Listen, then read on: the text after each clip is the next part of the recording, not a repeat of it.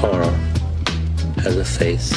T'as dit que je suis marrant. Ça veut dire quoi, marrant, putain de merde à la con, bordel? Qu'est-ce que j'ai de tellement poilant? Dis-le-moi! Dis-moi ce qui est marrant! You cocksucker, you fucking miserable fucking cocksucker! Et toi, on peut pas avoir de conversation.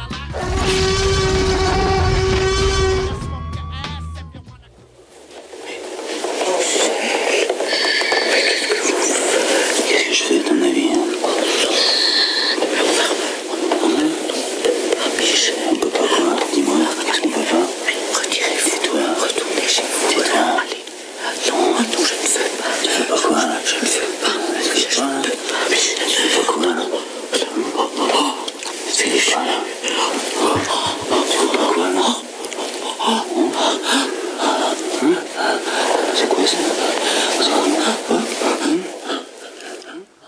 Bonjour à toutes et à tous et soyez les bienvenus dans Contrebande, émission cinéphage toujours réservée à tous les grands curieux et tous les grands amoureux du 7e art. Aujourd'hui mes amis, on donne la parole aux cinéastes. Tout d'abord, dans une deuxième partie de l'émission, nous retrouverons Anurag Kashyap, cinéaste indien qu'on a eu la chance d'interviewer à l'occasion du Poitiers Film Festival. Mais tout d'abord, on va s'intéresser à Fabrice Duvels à l'occasion de son dernier film, son dernier petit bijou, Adoration. Comme nous disait Clouzot, le cinéma c'est comme un spectacle et une agression, et je pense que cette citation colle parfaitement au cinéma de Fabrice Duvels. Pulsion, instinct, transcendance et viscéralité, voilà des mots qui riment avec la démarche d'un cinéaste comme Fabrice Duvels. Son début de carrière d'ailleurs a toujours montré une certaine ambition. Souvenez-vous Calvaire, qui est arrivé d'ailleurs dans ce moment particulier dans le paysage horrifique français des années 2000, qui était alors sous forte influence du cinéma d'exploitation américain. Et après d'ailleurs justement une expérience américaine de Duvels qui a été quelque peu traumatisante pour lui, qui a d'ailleurs donné Colt 45, qui est franchement un film vraiment pas terrible, et ensuite Message from the King en 2017. Et bien voilà, Fabrice Duvels revient dans sa terre natale, il replonge dans la forêt des Ardennes et il vient clore justement sa trilogie ardennaise comme aiment l'appeler les critiques. Donc la trilogie ardennaise, je vous le rappelle, se compose donc de Calvaire et d'Alléluia. Alléluia qui par ailleurs est sûrement pour moi l'un des meilleurs films de Fabrice Duvels. Après, bien sûr, aujourd'hui, il y a quand même Adoration. Et c'est vrai que si ces paysages sauvages, les paysages des Ardennes, étaient l'antagoniste de Laurent Lucas dans Calvaire, et ben la forêt, désormais, dans Adoration, devient le protagoniste de ces deux nouveaux visages enfantins. Adoration contre le regard du petit Paul. Petit Paul est gentil. Il a bon fond, il ne veut faire de mal à personne, il aime prendre soin des oiseaux perdus, il s'en occupe, les récupère. Et aussi, il faut dire que Petit Paul a du mal à accepter que certaines personnes peuvent être très malades et qu'on ne peut pas soigner tout le monde. Donc voilà, Petit Paul, c'est quoi? C'est un jeune candide, on pourrait dire un idiot au sens dostoïevskien, un innocent qui ne juge pas, quoi, et qui a du mal aussi à comprendre la folie et la maladie. D'ailleurs, Petit Paul, un jour, croise le regard de Gloria. Gloria, elle a des problèmes. Elle vit dans un monde parallèle, elle voit des choses que les autres ne voient pas, elle entend des choses que les autres n'entendent pas, elle est impulsive, manipulatrice, dangereuse. Et le film va alors prendre des airs de Bonnie and Clyde dans la forêt. On a donc ici un récit initiatique, une traversée vers l'inexorable, vers une sorte de fatalité. Et Petit Paul va devoir comprendre qu'un jour, eh bien, il va peut-être lui-même devoir faire du mal à son tour. Je suis pas malade, tu sais. Je sens juste quand les gens me veulent du mal. Et tu sens quoi pour moi? T'es la personne la plus gentille que j'ai jamais rencontrée.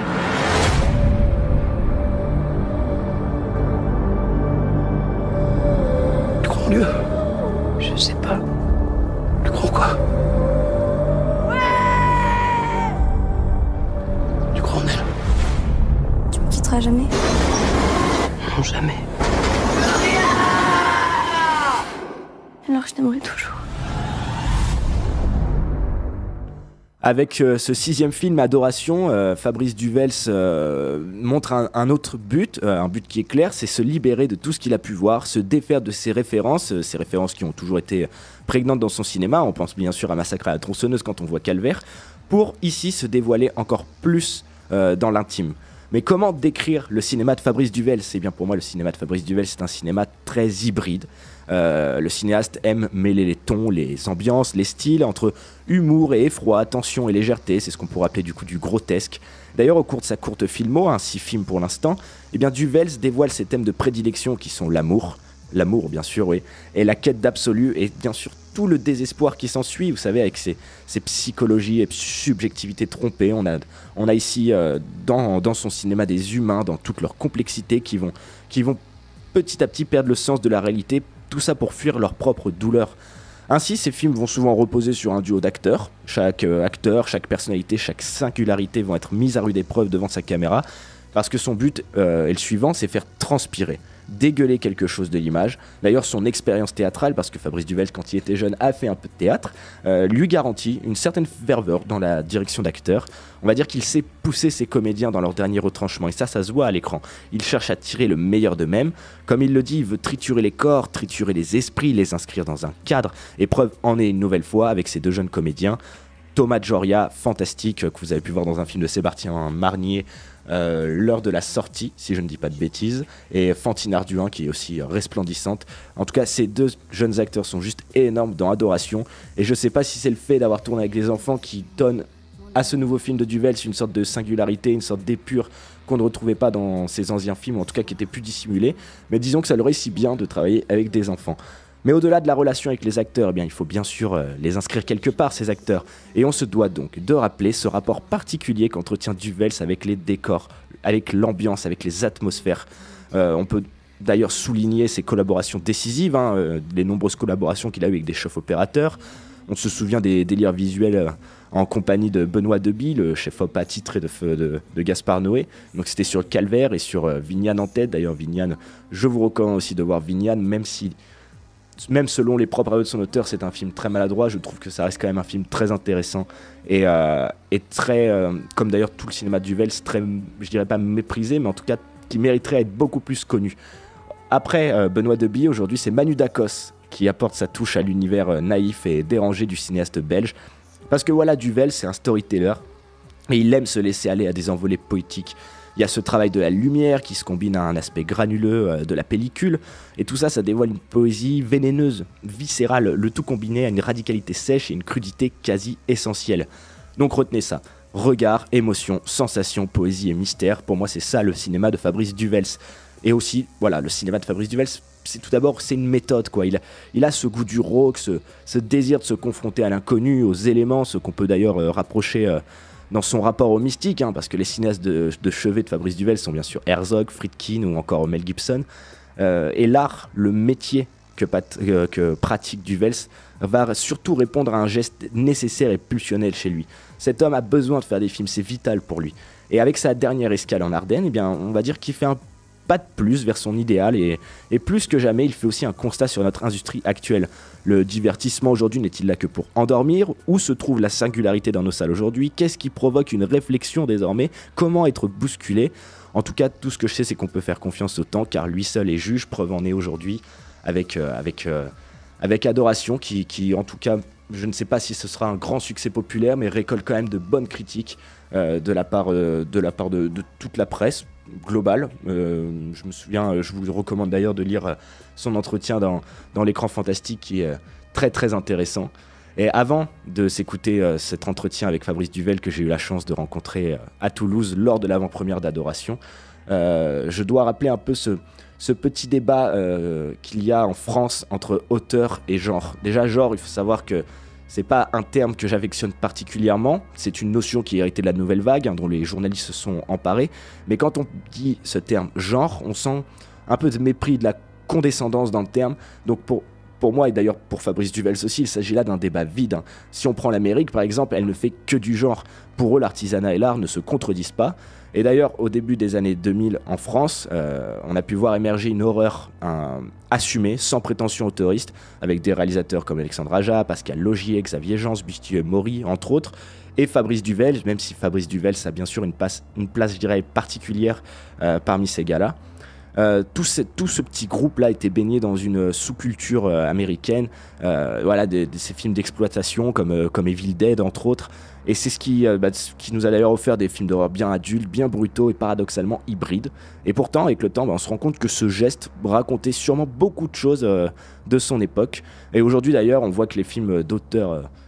dits d'auteurs français insufflent même du genre dans leurs histoires. On pense bien sûr aujourd'hui à Grave de Julia Ducournau, au film de Sébastien Marnier, à ceux d'Hélène Caté, à ceux de Bruno Forzani, au Yann Gonzalez, Bertrand Bonello et Bertrand Mandico. Voilà, Fabrice Duvels s'inscrivait pleinement, du moins au départ, dans ce mouvement que l'on peut qualifier de French Neo-Horror. Et cependant, force est de voir que le cinéaste belge a toujours eu une position particulière, voilà, bien qu'il affirme une approche viscérale, violente, une certaine frontalité vis-à-vis de la sexualité notamment. On en retrouve un petit peu dans Adoration, mais pourtant voilà, il faut pas non plus avoir peur, on peut penser aux extraits qu'on a entendus où ça hurle. On a toujours l'impression quand on parle du cinéma de Fabrice Duvels d'entendre quelque chose qui va être violent, morbide, dégoulinant, c'est le cas, mais c'est pas du gore pour du gore, voilà, il y a vraiment cette approche viscérale. Il va représenter la violence dans toute sa complexité, mais c'est plutôt une sorte de frontalité, je pense, qui crée du malaise chez lui, mais on n'est pas du tout chez Fabrice Duvels dans une débauche d'horreur dégoulinante, dans une effusion de gore insoutenable, et au contraire, il en montre très peu. En tout cas, si je vous ai convaincu, je ne peux que vous recommander de vous rendre au Dietrich, Poitevin et Poitvin pour aller voir Adoration, le dernier bijou de Fabrice Duvels. Quant à nous, là, on va s'écouter l'entretien de Fabrice Duvels. Avec lui, on est revenu sur ses derniers chocs cinéphiliques, sur son début de carrière, sur ses méthodes de travail et sur plein de choses. Et en tout cas, moi, je vous dis à tout à l'heure.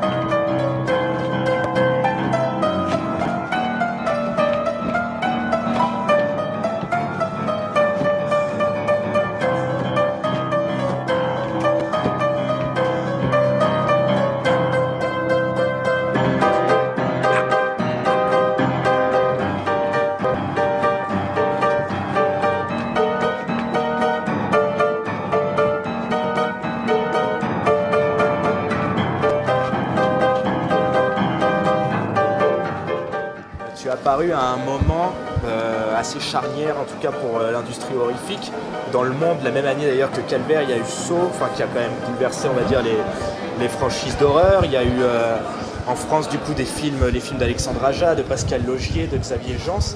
Est-ce que toi à l'époque, parce qu'on t'a inscrit dans cette sorte de renouveau-là, est-ce que toi tu en avais conscience à l'époque de faire partie justement de cet aspect radical Comment tu te sentais vis-à-vis de tout ça à l'époque ? Bien, je me suis jamais vraiment posé la question. En fait, j'ai bien connu James Wong parce que quand j'étais à la Midnight Madness à Toronto, on était dans la même sélection. Donc moi j'ai des souvenirs de soirées avec lui et j'ai assisté au phénomène Saw.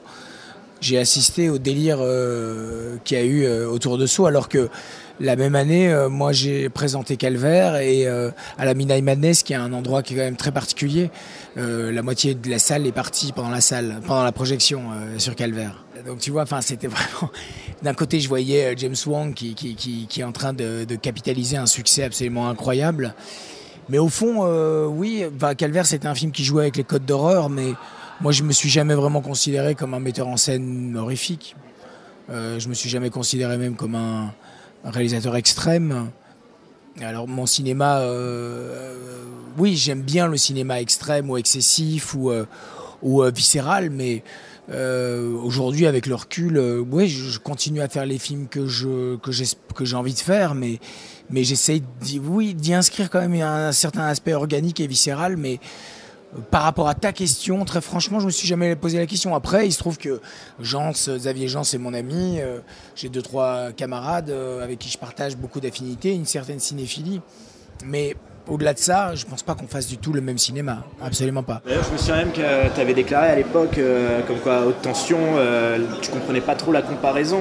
Ah non, moi j'ai jamais compris la comparaison avec le cinéma de Alexandre Aja. Puis on voit bien aujourd'hui qu'on n'est plus du tout, ça n'a rien à voir. Après, j'ai beaucoup de respect et d'amitié pour Alexandre.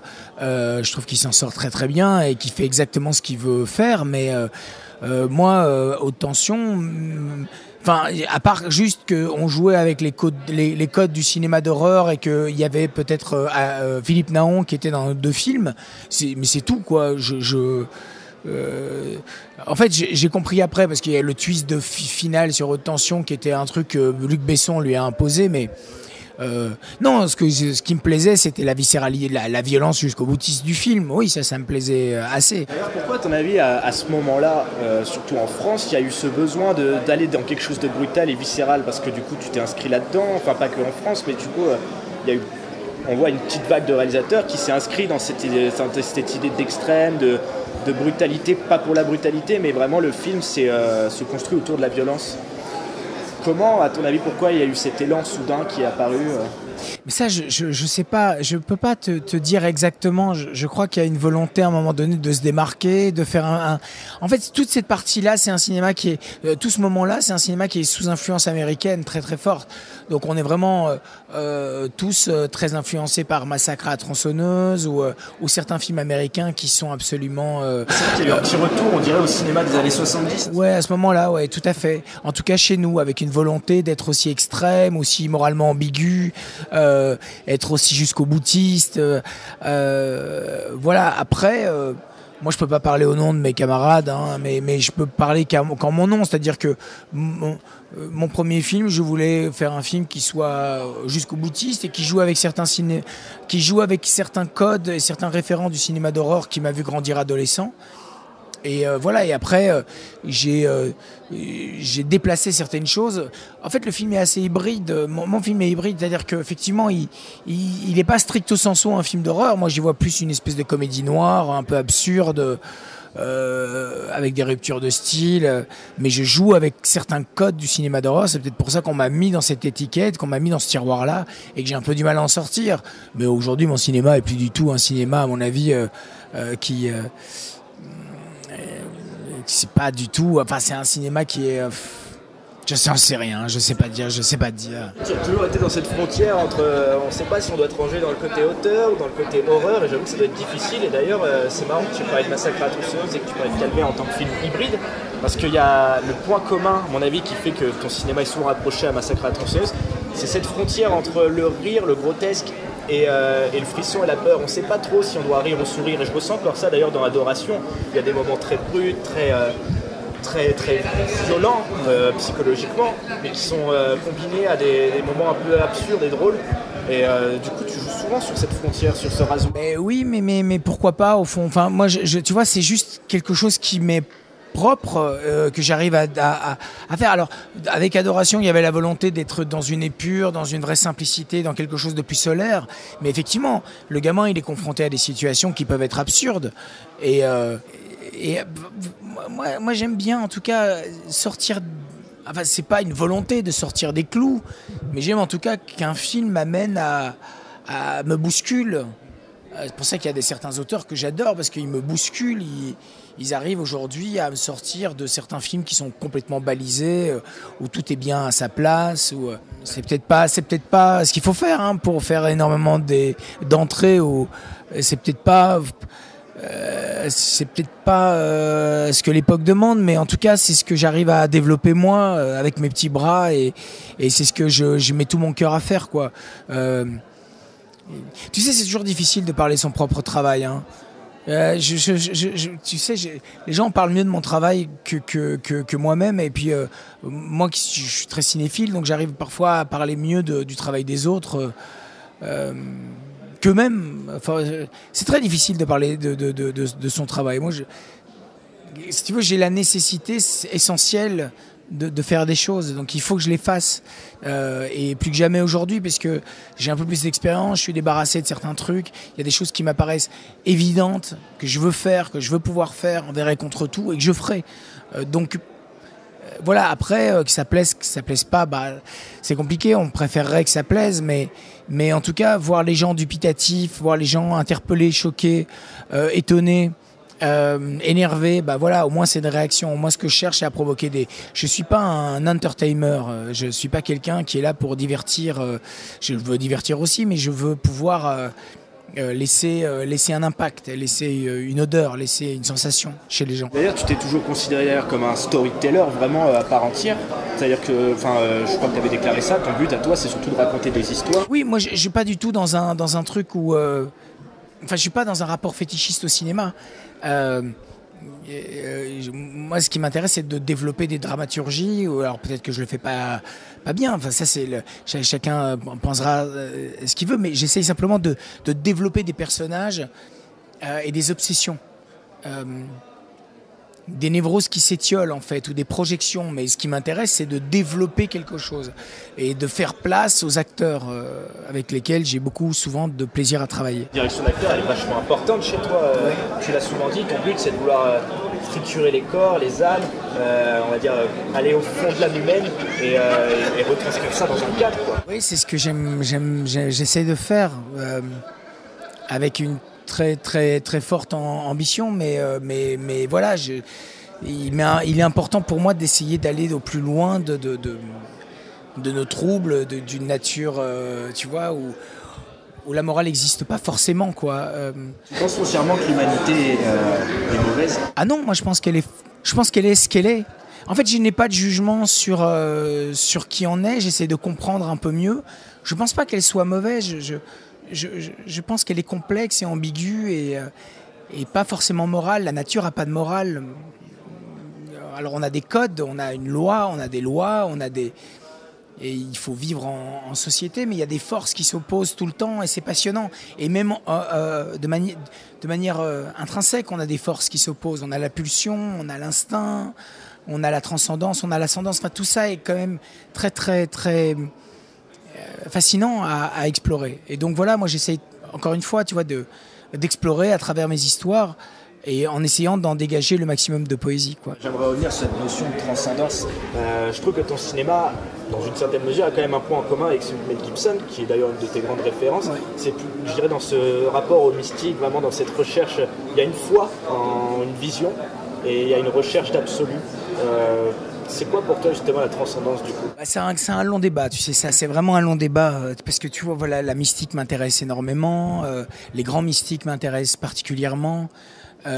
Gibson m'intéresse justement de par sa volonté de faire des choses qui sont complètement absolues, où la notion du bien est présente.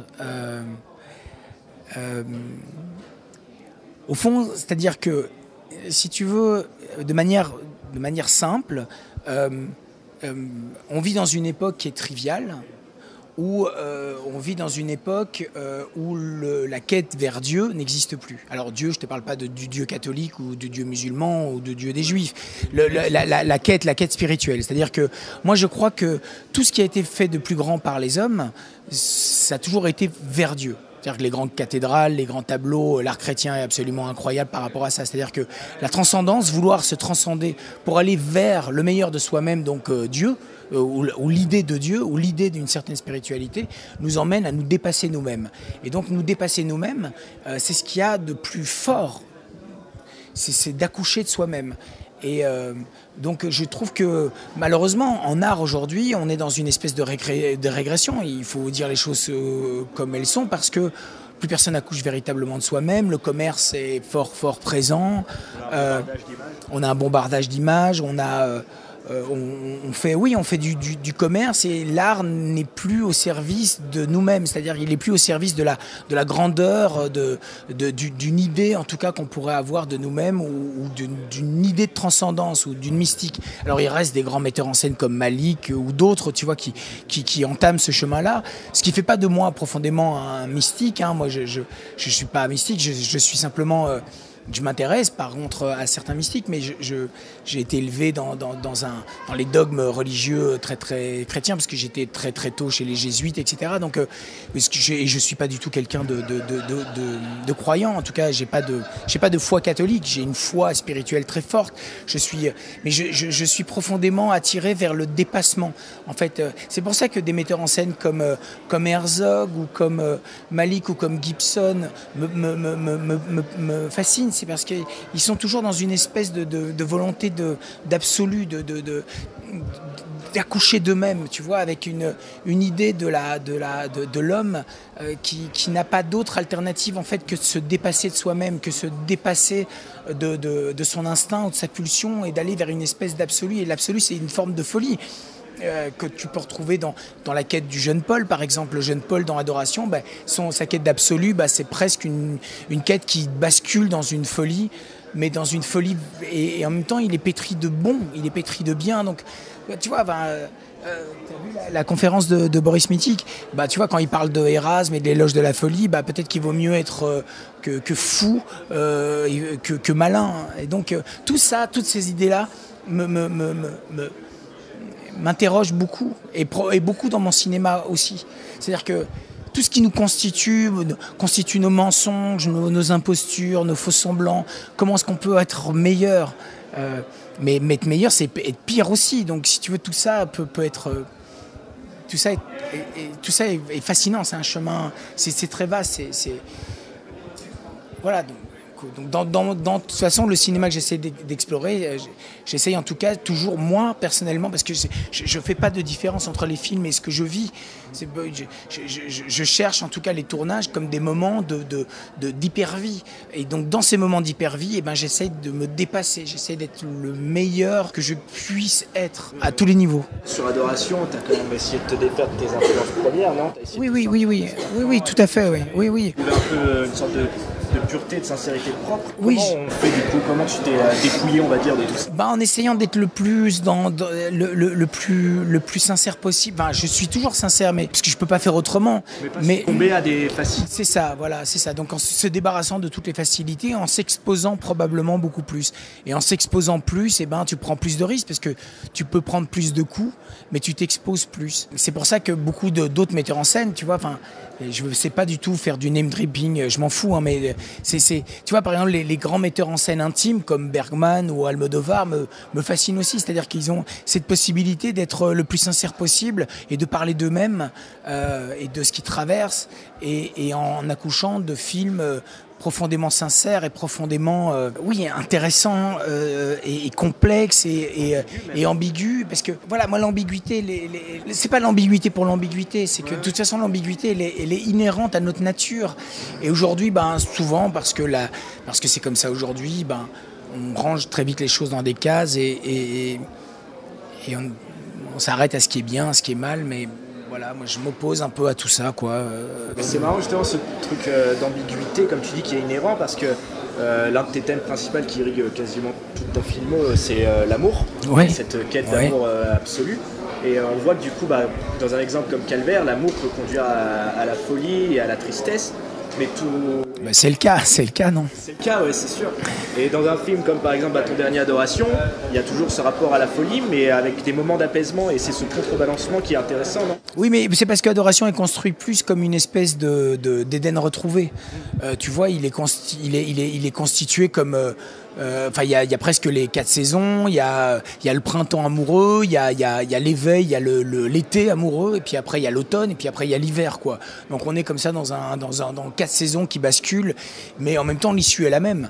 L'issue elle est transcendée, c'est-à-dire que il l'aimera quoi qu'il arrive, jusqu'au bout, de manière absolue. Mais est-ce que c'est pas une folie, ça aussi? Oui, probablement. Donc, pardon, je suis désolé. Non, je t'en prie. Ce qui m'a fasciné aussi dans Adoration, c'est justement que jusqu'au bout, il va suivre cette fille par amour, et pourtant on voit que dans le film il y a plusieurs moments de passage quand il rencontre une première famille, ensuite Benoît Colvort. Lui, il n'a pas eu de père dans le film. Du coup, on voit qu'il y a une espèce de substitution de figure paternelle qui va au fond le faire grandir, mais au final quand même lui va quand même se ramener vers sa propre cause qui est de rester avec cette fille. Et ça, c'est quand même... Oui, il a ce moment de doute, il a ce moment d'hésitation, il écoute les adultes, il essaye de comprendre, et puis à un moment donné, il faillit presque à sa parole, mais il reprend tout ça et il va au bout, quoi. Il va au bout de son engagement. Mais après, il y a la figure de l'ange aussi. C'est, sur le petit Paul, c'est presque un ange qui absorbe comme ça les malheurs des uns des autres, les désespérances en fait des uns et des autres, et qui Paul voudrait guérir tous les oiseaux. Voilà, c'est ça. Il y a un peu de ça, ouais. Et je trouvais que c'était une idée très très belle en fait, qui me plaisait beaucoup à mettre en image et à creuser. J'aimerais revenir sur ton rapport au décor naturel, à la nature. Si on prend Calvaire, on voit que la forêt, elle fait partie vraiment du film, elle est l'antagoniste principal. Ouais. Dans Adoration, c'est limite l'inverse, elle serait plutôt le protagoniste. J'aimerais du coup que tu m'expliques ce rapport au décor naturel, en quoi le décor sert tes atmosphères. Mais les décors servent toujours mes personnages, parce qu'en fait, si tu veux, c'est toujours une contamination par le décor. C'est-à-dire qu'au plus les personnages vivent des choses, enfin, mais ça c'est pas conscient, c'est juste je suis conscient de ça parce que ça fait quelques films et que maintenant c'est comme une constante. C'est-à-dire que chaque fois que le climat devient menaçant ou le climat devient brumeux ou devient inquiétant, c'est toujours en corrélation avec ce qui se cristallise au sein des personnages. C'est-à-dire que c'est comme il y avait une contamination entre les personnages et l'espace. Et l'espace contamine aussi les personnages. L'espace, c'est leur psyché. Oui, il y a de ça. Alors après, tu sais, c'est vite dit, ça. C'est un peu enfermé et puis c'est un peu théorique.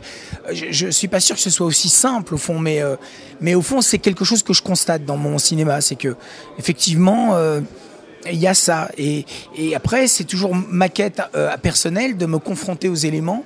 Au tellurique quoi, que j'affectionne, donc la terre, l'eau, le feu, enfin tout ça, j'aime me confronter à ça mais c'est toujours en rapport avec ce que traversent les personnages. Donc c'est vraiment c'est duel quoi, c'est dual pardon, c'est très ouais. Dis-moi, aujourd'hui, à l'ère où il y a des plateformes numériques qui pullulent un peu partout, des franchises, vers quel film tu vas te tourner plus, vers quel cinéaste parce que je pense que, en tout cas, je veux dire en termes d'industrie horrifique, qu'est-ce que tu penses aujourd'hui de l'industrie horrifique ? Je la trouve nulle, moi, aujourd'hui, l'industrie horrifique. Enfin, j'aime pas du tout l'industrie américaine, par exemple. Je trouve qu'il y a beaucoup trop de gros malins. Même aujourd'hui, ceux qu'on encense, j'ai l'impression qu'ils vont très très vite se dégonfler. Bon, alors Midsommar, j'ai aimé, mais des gens comme Ari Aster. Oui, j'aime. Ouais, j'attends de voir. J'ai pas vu Lighthouse. J'attends de voir. J'ai peur de la hype. J'ai peur un peu de tout ça. En tout cas, bon, ça peut pas être pire que les franchises de super-héros, etc. Ça c'est juste pas possible. Et les Bloomery qui sont juste pour moi insupportables. Et Annabelle et consorts, ça c'est plus possible. Donc, au fond, moi, ce qui m'intéresse, encore une fois, tu vois, dans l'horreur que j'ai aimé quand j'étais gamin, c'était que c'était une horreur qui était viscérale, organique, adulte, qui parlait du monde, qui parlait de nous-mêmes, de nos pulsions, de tout ça. Enfin, voilà, c'était une horreur adulte, quoi. C'était quelque chose qui pouvait, tu vois, tu pouvais exulter, tu pouvais te décharger dans ce cinéma-là. Il y avait un exutoire. Aujourd'hui, le cinéma d'horreur, souvent, il est très très balisé. En fait, il est purement commercial, il est bassement commercial, et c'est rare de trouver des trucs qui sont vraiment vraiment de qualité. Et les choses donc qu'on encense de manière démesurée, parce que Midsommar c'est bien, mais en même temps, c'est pas non plus révolutionnaire. Et c'est donc, il me semble, hein, moi c'est que mon avis. Après, je sais j'ai des amis qui adorent et qui sont dingues, etc. Mais voilà, moi je reste quand même très prudent sur. C'est le temps de toute façon qu'il dit. Voilà, c'est les cinéastes évoluent et puis après on verra comment les choses vont évoluer. Mais ouais, de toute façon on vient de loin. Mais par exemple, tu vois un film comme Us, par exemple, moi je suis catastrophé quand je vois ça, quoi. Ça c'est vraiment pour moi et la hype qu'il y a autour de ça, c'est vraiment. Non, c'est nul, quoi. Enfin, je m'en fous complètement. Mais après, c'est que mon avis, hein, c'est pas très très grave, c'est pas très important. J'ai plus de plaisir aujourd'hui à voir de vieux films que les nouveaux, quoi. Mais parce que aussi il y a un système de globalisation qui est terrible. Donc la globalisation tu vois, nous permet pas de voir des choses qui sont plus singulières. Et donc je vois bien aussi que ça épouse aussi mon parcours de cinéaste qui cherche. Enfin, tu vois, moi je cherche des films qui puissent me bousculer, quoi, qui puissent en tout cas provoquer chez moi une réflexion, comme pour tout, hein, voilà, et pas m'endormir, pas chercher à m'endormir, quoi. Et qu'est-ce qui dernièrement justement t'a imprimé, t'a requis au point de faire des réflexions? Là récemment, je suis obsédé par le film de Tarantino, dont j'attendais plus rien. Donc je suis vraiment obsédé par ce film, j'y pense beaucoup, je trouve le film remarquable, je l'ai vu plusieurs fois, je suis profondément touché par le film et je ne sais même pas par quel miracle au fait je suis touché à ce point-là. Il y a quelque chose qui me bouleverse dans ce film, je vis avec les personnages, j'y pense beaucoup, je les adore, c'est un film dans lequel j'aimerais vivre, voilà, mais après il y a d'autres films que j'ai aimés, mais voilà, le Tarantino prend beaucoup de place aujourd'hui dans ma vie de cinéphile. C'est vrai qu'il a réussi à attendre quelque chose, je sais, c'est difficile à définir, et en même temps c'est que son film, je trouve, il est un peu contre l'air du temps. Je pense que c'est pour ça qu'il y a quelque chose de fascinant. Complètement. Mais d'ailleurs, toi tu t'inscris quand même, t'es un cinéaste du coup qui est pas du tout dans l'air du temps, et au fur et à mesure on voit que le temps est quand même... Le temps joue pour nous. Ouais, c'est ça, voilà. Le temps joue pour nous. T'as des prochains projets? Oui, je tourne un nouveau film en fin février. Ça va s'appeler Inexorable. Super. Merci beaucoup. Je t'en prie, c'est moi. Tu sais pourquoi le ciel ment jamais? Parce que les étoiles voient tout. Elles murmurent aux oreilles des gens. Mais personne n'écoute. Moi, je les écoute. Elles me disent quand les gens mentent. Comme ça, personne ne peut me tromper. C'est ce que t'entends. Oui. Tu me crois? Oui, Jure-le. je le jure.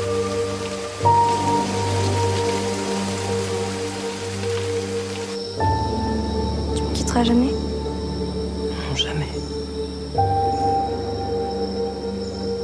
Alors je t'aimerai toujours.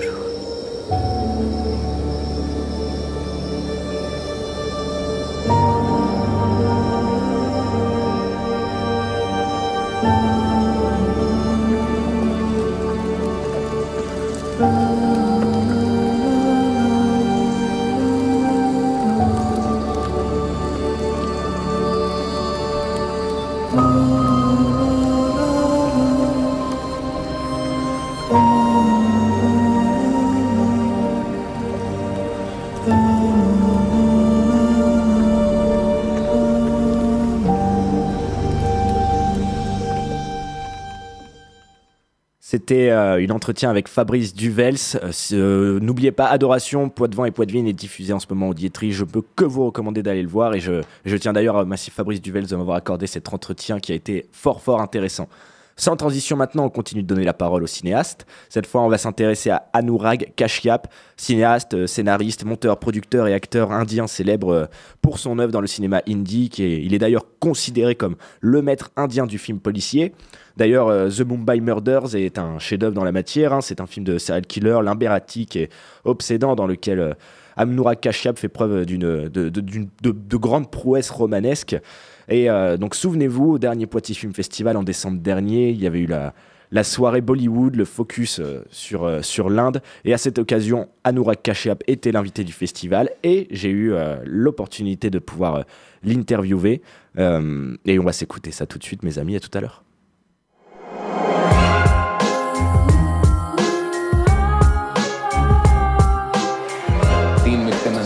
एक आदमी उसकी दूसरी बीवी और छोटा बच्चा साहब रमन नाम है उसका कभी अपने आप को रमन बोलता है कभी राम और कभी Ravan. Donc je suis actuellement au Poitiers Film Festival en compagnie d'Anurag Kashyap, réalisateur de Mumbai Murders et de Usborne Materials, et nous avons aussi Muriel Carpentier qui est avec nous, qui sera sa voix française. Merci à vous deux de répondre à nos questions. La première question que j'aimerais vous poser, on va se concentrer sur Usborne Materials. De quoi ça parle? Quelle est l'histoire de Usborne Materials? Mumbai Murder is Mumbai Murders est donc une histoire de tueur en série, mais c'est surtout un film qui a donc c'est une histoire du bien et du mal et de la nature humaine, mais c'est surtout un film qui a un grand fondement politique, puisque je l'ai tourné à un moment où les événements étaient très chauds en Inde et où il y avait beaucoup de questions religieuses qui surgissaient notamment.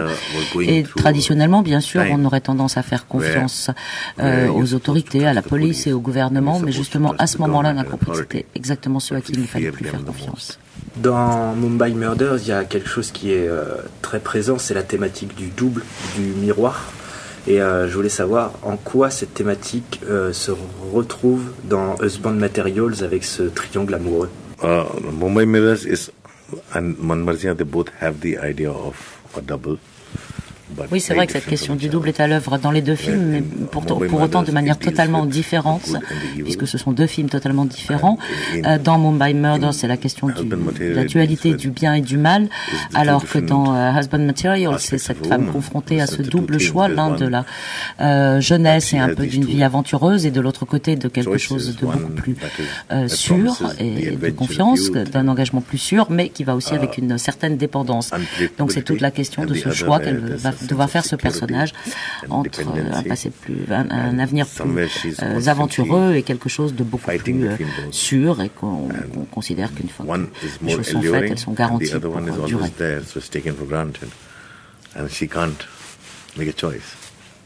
Une autre thématique qui est quand même très présente dans votre cinéma, c'est cette idée de pulsion, qu'elle soit, en tout cas souvent aussi la pulsion amoureuse. Et dans Usborne Materials, cette pulsion se retrouve confrontée à une sorte de raison et une sorte de peur de l'engagement. Est-ce qu'on peut dire que du coup Usborne Materials, c'est vraiment cette confrontation entre une pulsion, un agir et une réflexion plus profonde? Mumbai Murders for me was thematically about the double. The whole theme is converging to la question du double est vraiment celle de la dualité, est vraiment celle du double dans Mumbai Murders, alors que dans Husband Material, c'est plutôt une question de conflit intérieur ou de choix personnel de ce personnage féminin qui est donc confronté à cette décision à un moment où elle a perdu la première option, et donc elle doit envisager de se replier peut-être sur l'autre, qui est quelque chose d'un peu plus sûr ou plus durable. Et c'est aussi la question de l'impulsivité de la jeunesse par rapport à des choix plus matures peut-être, et c'est celui qu'elle devra en tout cas faire, de choisir quelque chose de plus sûr pour la suite de sa vie. Après avoir exploré le polar, avec Usborne Materials, vous dirigez du coup vers quelque chose qui ressemble plus à l'idée qu'on peut se faire du cinéma de Bollywood, c'est-à-dire quelque chose de plus joyeux, de plus féerique, de plus irréel, de plus positif. Et pourtant, est-ce qu'on peut dire que votre film est réellement positif? En Inde, on ne dirait certainement pas ça de ce film, de Husband Material, pour plusieurs raisons. D'abord parce qu'il y a cette tradition effectivement du film musical tout à fait joyeux et enlevé. Et de ce point de vue-là, tout le public a pensé que j'avais complètement subverti le genre et que je ne collais pas du tout à ces critères et que je n'étais pas dans une une joyeuse fin de Love Story.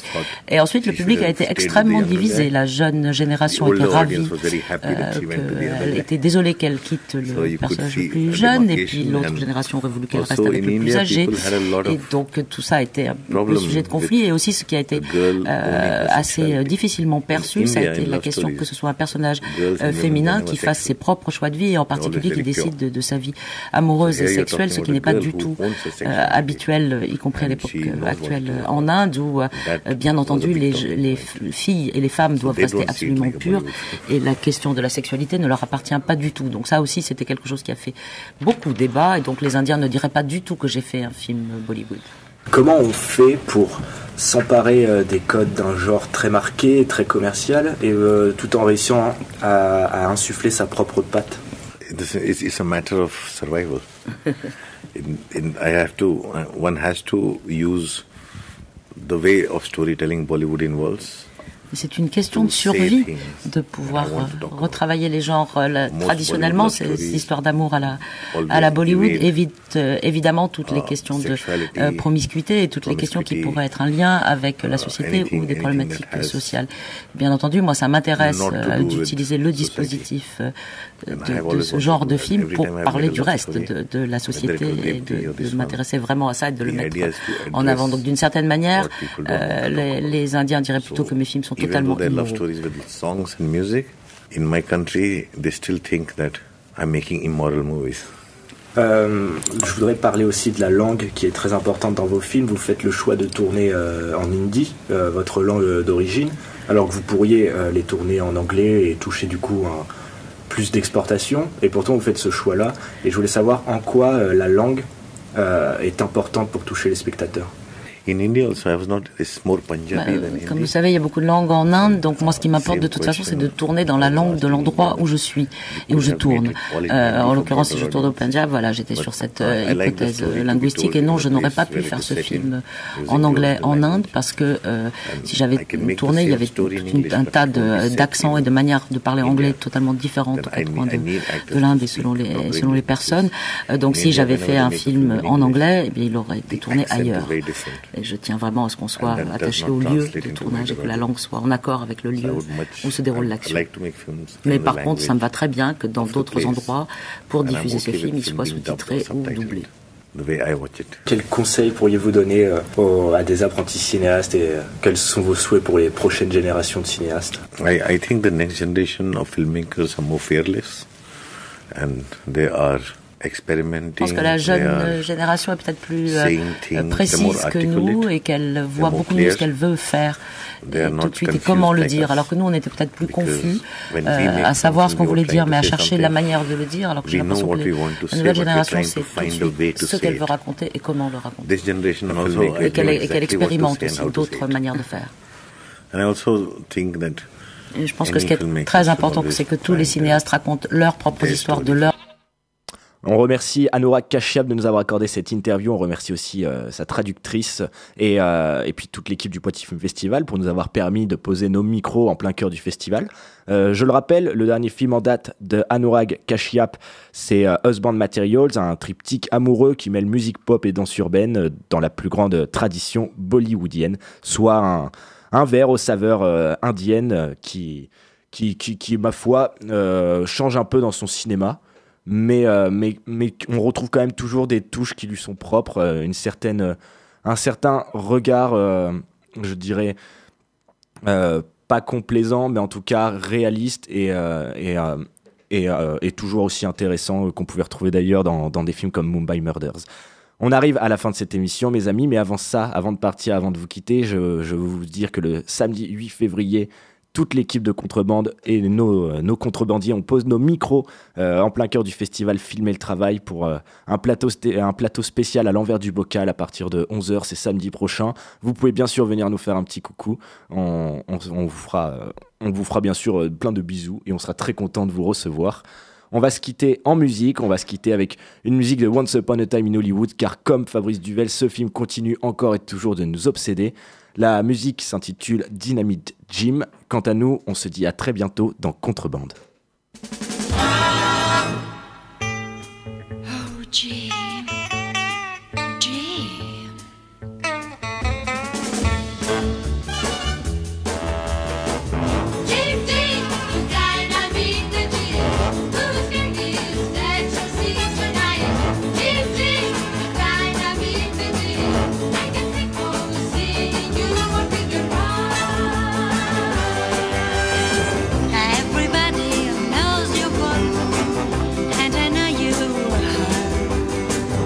Everybody sees you one when your love